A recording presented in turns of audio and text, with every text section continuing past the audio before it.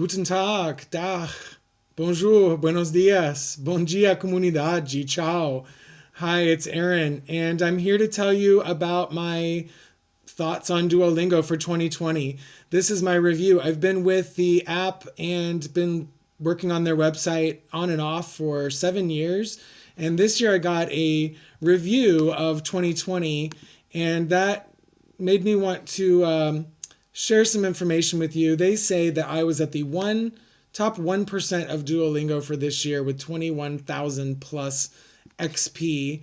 I honestly haven't played this in at least 2 months, probably three, beyond 10 or 15 minutes, which, again, it really comes in spurts. So sometimes I'm super into it and have the time. Other times I'm reading and not into it at all. So I did want to share kind of my main thoughts on it.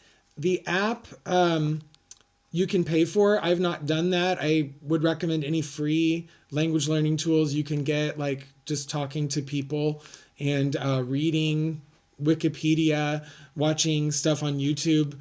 And really, you can do a lot with that. So paying, certainly no, but Duolingo is great, the free version. The desktop version, there's no reason to stop playing. In other words, there's not the heart system that can be a bit discouraging. I'm not a huge fan of some of the ways that Duolingo tries to keep you playing, but they've got to do something. There's a crown system, there's XP, there are gems, and I really can't keep track of what it all is. I think the crowns are lessons completed. The hearts is really about the app and being able to keep playing even after you make mistakes. So the desktop version is much more something I can recommend, but the app I use all the time, probably just as much. I say all the time, but when I'm doing it, it's a little bit addictive. But when I'm not doing it, I'm not doing it. So right now I am in here to show you that if you're learning Catalan, for example, you have to do that through Spanish. So it's a good way to practice two languages at once. And I really like that feature of Duolingo, although this is the only language that I've ever spent much time with in that way. I've got a couple more, loaded. So let me go to another language so that you can see more easily. Okay, it only wants to show me, see, some of these I've learned through Spanish, but primarily not. So we'll go pick one, and now everything switches over to English. But yeah, Romanian, for example, I'm not too far along. I don't even have 100 crowns yet. So I've only completed about 59 lessons. Some of them I've done 3 times. It gets progressively harder if you level up like that. I don't have a big strategy. You can do like tests to level up as well. If you've never played Duolingo, you can test into a language if you've had previous experience learning it. The main points today were just to kind of point out that I really like the desktop version. I've spent a lot of time on Duolingo and can recommend it. It was really valuable for Latin. I don't know if you get it on your phone and play Latin, if you'll have unlimited hearts, but I did. And so that helped me finish the tree. It's a really short tree. They only show you a few broken coins. Once you've got to the 5th level, you're golden, as they say. And but those coins can crack apart because I need to work on all of these skills, of course, like absolutely. But they're only going to show me that a few of them are broken because they don't want to discourage me too much. But yeah, I think it's a lot of fun. Certainly, it's neat when you do Russian or Greek or Hebrew. There's a different alphabet, and I think it's useful as a tool to get used to that alphabet. I mean, the discouraging part about Duolingo, beyond the fact that they show you ads to keep hearts and all that jazz, which isn't on the desktop version, is that, well, they don't explain the grammar too much. You really have to dig around for it. I'm not even sure if you can find it at all in the app version. So the desktop version is so different.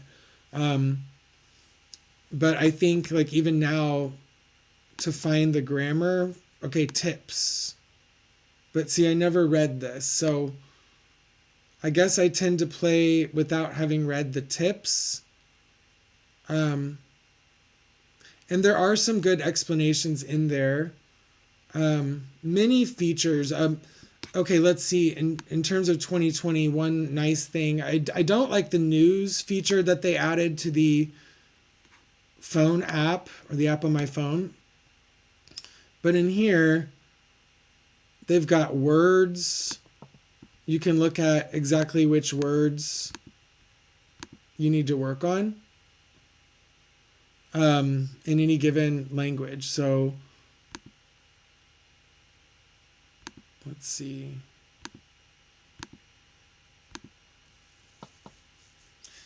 A lot of words come back to me when I'm playing that particular language.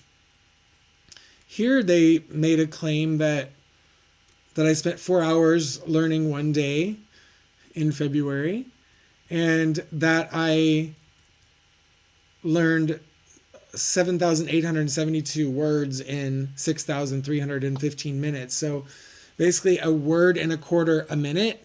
I always thought that you could learn about 7 words a day. That was kind of the rule of thumb that I've heard having studied in Austria. That was something I was told. I believe that I knew that from other sources as well. And so I'm a little skeptical about that, but the average here is about 15 minutes a day, or I think it was 17, a little over 17 minutes a day, my average for the year. And I certainly did not play it every day. In fact, the last 3 months, I've hardly played it at all. But it's like a game. It really is. And the shop, I'm not a big fan. It's whatever. I mean, you can kind of gamble with your consistency. Like if you think you're going to play 7 days in a row, then you can go for it. There's streaks that you can enter different leagues, and all that's kind of fun if you got nothing else to do. But again, I don't play it for that reason. I really play it for the exercises. One thing I like, okay, they don't offer it for Romanian. Let's see before we go. In the Spanish version, something I did this year was the stories, and I earned a lot of XP that way, more than I did by doing just normal lessons. So in the stories, I had completed all the stories for these first few levels, and of course they added a bunch of new stories, I see. But yeah, for some time I was browsing these stories, and it's kind of fun. Like you either answer questions based on the story, or you predict what the next part of the conversation will be based on the information in the story.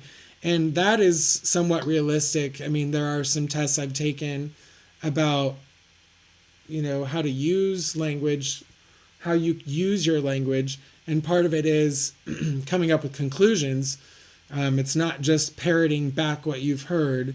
It's taking information you've heard and coming up with conclusions. So I do like this part of Duolingo, although the stories are sort of juvenile. The stories are fairly juvenile, but then with some adult themes mixed in. So I don't know if it's just the animation. I don't know if they have an idea who their audience is with all this. But anyway, that's about all I had to say for today. And thanks for joining me. I certainly plan to produce some other videos about my language learning adventures.